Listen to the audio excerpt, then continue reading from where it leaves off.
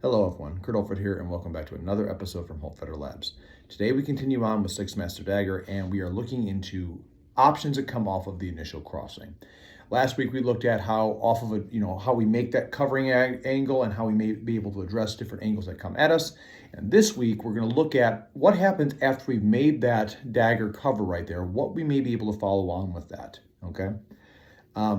Like I said last week, a lot of this comes down to, in my opinion, tying up or hurting the person's dagger arm that's coming in, which allows us to suspend in there. And we're going to look at how that kind of stuff here actually plays into other considerations, okay? The other part too that we want to consider here is that other lessons that we may have experienced earlier on are also going to be received or also going to be seen in this, and maybe how we also may be able to tie and be able to work when you're dealing with such a kinetic situation when it comes down to the dagger. So with that being the case here, let's get into it.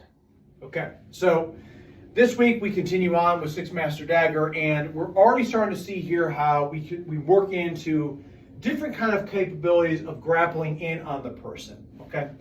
A couple weeks ago, I talked about the concept of pressa, right? And we're basically, if I have somebody, if he does a Sultanian line thrust at me right here from a fifth master, so he grabs the shoulder here, I come here, I pop this out, and I press to this right here. The point being is that this arm is suspended in some form or fashion, so I've come offline right here, that I can shoot to this and now work into a different kind of a dagger type, a disarm, a handling mechanism, a strike, something. It doesn't matter. That concept, I believe, stems into this right here. And how this works here is, again, so we go off of the image before of the Sixth Master Dagger looking like this right here. So I made this cover. This week we shifted into this image, which where we see the guy come in like this and he puts it like, he has his dagger like this. A couple things about this. So first and foremost, we have to take into context right here that when we make this kind of covering mechanism, there's a bigger thing about it that's necessary to understand. First and foremost is that regardless of how I do this, okay, where the dagger is coming from, I'm putting the dagger in between. Last week we talked about how this is a strike as much as it is a defensive action. If the guy's in armor, I can crowd space. I may not hurt the guy. That's absolutely a thing. But I can crowd the space here and make it so his arm isn't able to move as much. If he's out of armor, then me slamming this into his forearm as hard as I can is it's potential to cause pain. Remember, this is wood, and it sucks already to have it cracked into the forearm here. And if you don't, just, I don't know, smack yourself in the forearm. Please don't. I'm just saying. The point being right here is that this is not a comfortable thing. And someone slammed up as hard as they can to stop something from going into them. That's a lot of pain. Now let's make that metal, and let's maybe have an edge on there. You're going to have a bad time. So my estimation is the person comes in with that knife shot. So we just talked about a Mandrino side right here. I slam up here as hard as I can. I'm keeping this dagger out of the way. If I have done this properly, and I have slammed into this right here, either A, he's going to retract off of this and it's going to be painful, which allows me that opportunity from here to grab into his arm and then pull down into this position. The whole point of this second area right here is cover, injure them, grab the arm, and stick them, okay? So shot comes in from above, boom, I hit him hard here. Maybe he doesn't retract all the way. He stays out here like it's a wince because he realizes at that case right here, remember, amygdala's firing, he's realizing I just did something, I can't take that shot back. I'm here in this moment, I gotta handle this now. Boom. Off of this right here, I seize this wrist. I can use this right here by keeping it into his arm and ripping this down into the stabbing position. Other position that he talks about here is that from this I can also go into the middle bind, which is very evident because from here, as soon as I grab his wrist and I come down with this, there's nothing saying that I can't go into this right here. And that's not fun for him because I'm already hitting him in the face with his own dagger right here, okay? We're not moving very fast here, very kinetically, for very good reason. So regardless of what's happening here, you're stopping it with that blow. This is a shot. This is something here meant to hurt somebody. Or it's meant to tie them and be like, whoa, what the heck just happened right here? They try again and they're losing space right here from that. Again, if he's wearing armor, what may be happening here is, first shot comes in, I go here, He's not deterred. He retracts again because he wants to strike again. I get in more space right here so I can go into a place of covering down that shot vector. That's a big part about this. We're not worried about, okay, well, what happens with the technique? Pain is a big part about this. However, when you don't have pain, space is a big part about this. And the more I crowd his space right here, the less time I have for him to be able to take certain things here. Less time he has to be able to make a shot that is effective on me from that covering point. So that's just looking at this position right here and how we can get into, once again, into the ligadura, right? The middle key in this. So if he throws a sidearm shot, maybe he comes off this side right here, it's a horizontal blow. Again, I'm onto this side right here. Again, if he's not wearing armor, this sucks already. My hand is actually very close here. Grab the wrist, and now I have the spot here. This almost looks like the first master play of Dagger, where I can bring this down and I can work into this. So he comes in with that shot. Boom, that sucks. And now I'm basically in the same position here from first master, where we came in here and I'm bringing down the arm. I can strike, strike, strike. It's the same kind of thing here, but off of this, go, boom, hit, grab, rip, cut, stick, stick, stick. Whatever I have to do there, okay? Remember, concept of pressing. Stopped, it's in suspension. So come into that shot one more time. If I come here, if I let go of my left hand and he retracts, I still have the dagger hand on here to work with him. There's still coverage on there. It doesn't mean that he can't do that right there. We'll talk about that a little bit later on. Shot from the revezzo side. Here, same kind of concept. The thing right here is all I have to do is drop down to his wrist and I can pull it over here and turn him around. Why may I be able to go around this way? Well, here's the reality of it. Where is the action he's going towards? He's coming here. By coming to this and coming over top of this, I might be able to get his arm to come up and over. There's a lot of might in this. It's a very ugly situation. The reality is I come right here, I stop him, just stick him, just stick him. That's the whole point of this. Big thing right there is you want to make sure that you control this arm, because if I come right here and I come like this, there's nothing saying that he can't just come straight back up here and stab right here, okay? Which is why I think we're trying to make the position where he comes offline. So from the revezzo, boom, cover here through.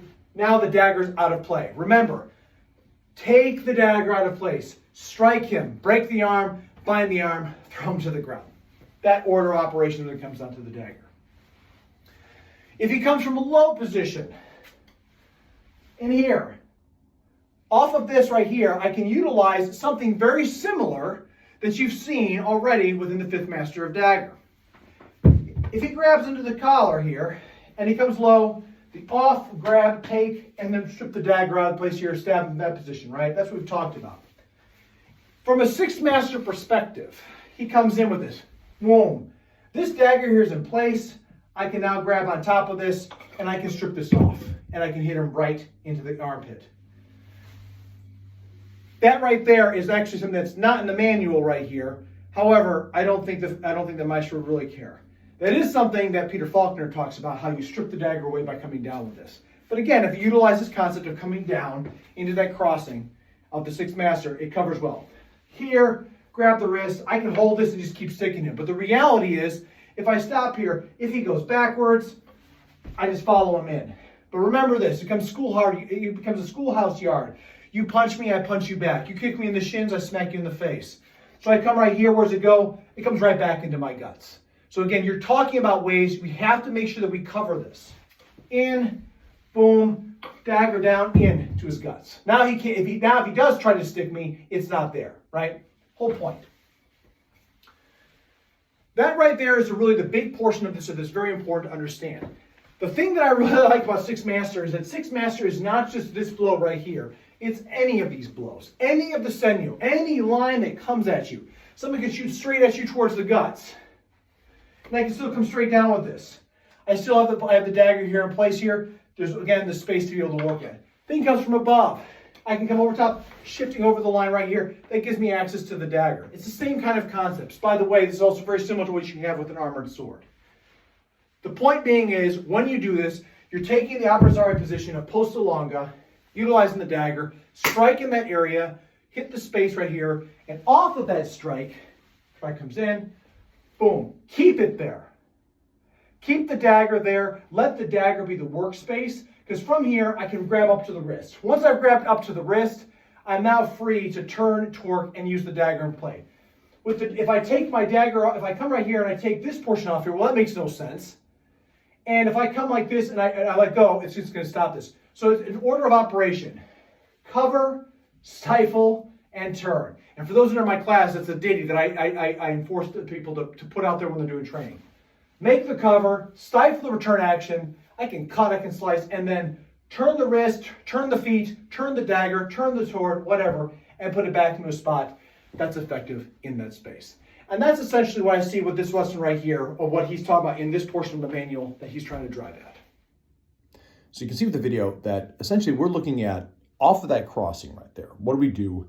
How do we seize the arm? And that to me is a huge factor that may or may not be always considered when we get to this. Because again, don't get me wrong here. Please hear me. When you're dealing with someone that's had a threat on this, of course you want to move in there as fast as possible, but you also want to, remember your senyo, you have to be able to move and adapt in the situation. And especially with the dagger attack where you don't have a lot of ground or movement to be able to do anything, that is a huge factor to consider when you're dealing with these things. So off of this first cover where, we come in there, we make that 6-master cover, whether you draw, however we get to that space, and then from there, we're going to work into covering off of that. To me, this points back to, like I said earlier in the footage, this points back to the concept of pressa, where you essentially, off of the cover, you've suspended the arm in air, and off of that, I can now shift and move into a direction that allows me to move to a different advantageous position. In this case right here, you can see the arm is on the inside. I don't think it necessarily matters here because essentially right here, what you're going to get. And that might be a bigger portion of this right here to consider, that how you get in there, because a dagger fight is very messy. You're going to get what you get. And if you saw last week, there's times when I would draw, I couldn't grab the 0.4 line right here. I had where I was like in the ice pick grip, and I still made those coverings as necessary. Those types of experiences, not just with the footage of this, but also in training, point to me that, again, we're looking at the potential of, hey, these are all possible outcomes right here. This is the ideal concept that we're looking at, but what you're able to actually get under duress may be very, very, very different. And that's a very important thing to consider when it comes down to this. So I just want to point that out there with that ultimately, when it comes down to some of these techniques, one, you can't say that this will save the day. This manuscript, in my opinion, is not a how-to. It is a catalog of what can be done, okay? And because you have a catalog of what can be done, you have to know what your strengths and weaknesses are. I keep saying that a lot more and more because I think that's a very key component right here that must be addressed in this. I work with men and women of all different sizes and shapes. And the thing that I have to tell them constantly is you can't fight like me and I can't fight like you, okay? So in this dagger situation right here, why is this tied together? The person in this right here that may be making 6-master dagger, maybe they're bigger than the person that's across from them. So it's a lot easier for them to go right in there and blow through there and grab into their hand. Maybe it's the other way around, and I have to sit there and wrestle and shear on someone's arm, and as I suspend it, then work into a spot where I can clear and remove the dagger into wrapping, into a spot where I can thrust in a different direction. We don't know. But the point is, ultimately, knowing yourself in that situation and being able to adapt off of the covering, and not just, I'm going to blow right through. Cover, stifle the response here, and then turn into an advantageous response. Those three things right there is one of the reasons why I say that's the ditty that I teach my students, which is cover, stifle, turn, which essentially is what I see Fiore teaching right here. Always covering the action, always covering the movement, everything like that. And that's the big thing right here that needs to be addressed and considered. So with that being the case here, this technique right here is the continuation of what we saw already right here. We're making that cover, and because the arm is suspended, the dagger is taken away. I can now take the arm away here and strike into a different direction.